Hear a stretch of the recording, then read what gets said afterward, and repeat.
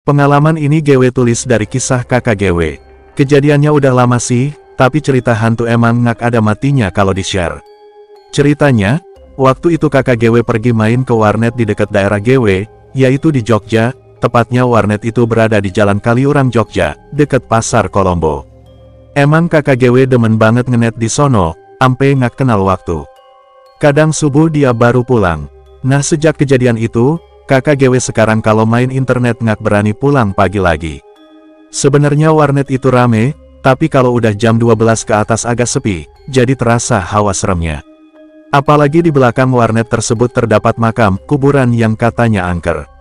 Sekitar jam 2 atau jam 3 pagi, tuh warnet masih ada user sekitar 5 orangan, kata kakak GW. Soalnya jam-jam segitu rata-rata yang main di sana, kakak GW kenal semua.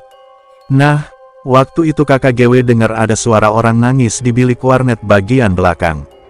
Kakak GW ini emang penakut, tapi rasa penasarannya gede, jadi dicarilah asal suara tersebut. Semua bilik didengerin satu persatu, sampai teman-teman yang make bilik ditanya sama kakak GW, apa mereka pada dengar suara orang nangis atau kagak, dan jawaban mereka semua sama, yaitu kagak dengar suara tangisan, yang ada malah suara musik dari operator yang disetel agak kenceng. Setelah dicari, kakak GW tetap kagak nemu sumber suaranya, jadi kakak GW lanjutin browsing lagi. Ngak gitu lama, suara itu muncul lagi, tapi didiemin aja sama kakak GW. Kejadian itu terulang sampai beberapa kali dan tetap aja yang denger cuman kakak GW. Karena mungkin setannya sakit hati ngak ada respon, maka saat pergantian lagu dari meja operator terdengar suara cewek cekikian yang keras dan melengking.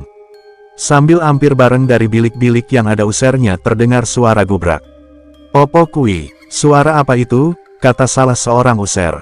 Hampir semua user pada keluar setelah suara tadi, termasuk kakak GW dan operator warnetnya juga. Setelah pada di luar, mereka hanya saling berpandangan, seakan bertanya siapa tadi yang ketawa. Banyak yang ngira bahwa si operator warnet jahil, sengaja puter suara kunti itu di meja OP. Tapi si operator sumpah-sumpahan gak jahilin mereka, malah dia juga takut dan keluar warnet paling pertama. Setelah itu, beberapa user memilih stop dan pulang, tapi ada juga yang terusin browsing mereka.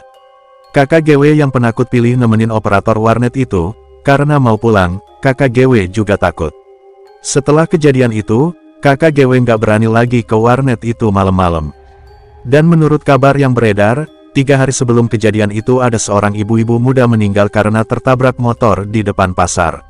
Entah itu ada sangkut pautnya atau kagak, yang jelas suara ketawa itu bukan cuman kakak GW aja yang denger, tapi seisi warnet juga denger.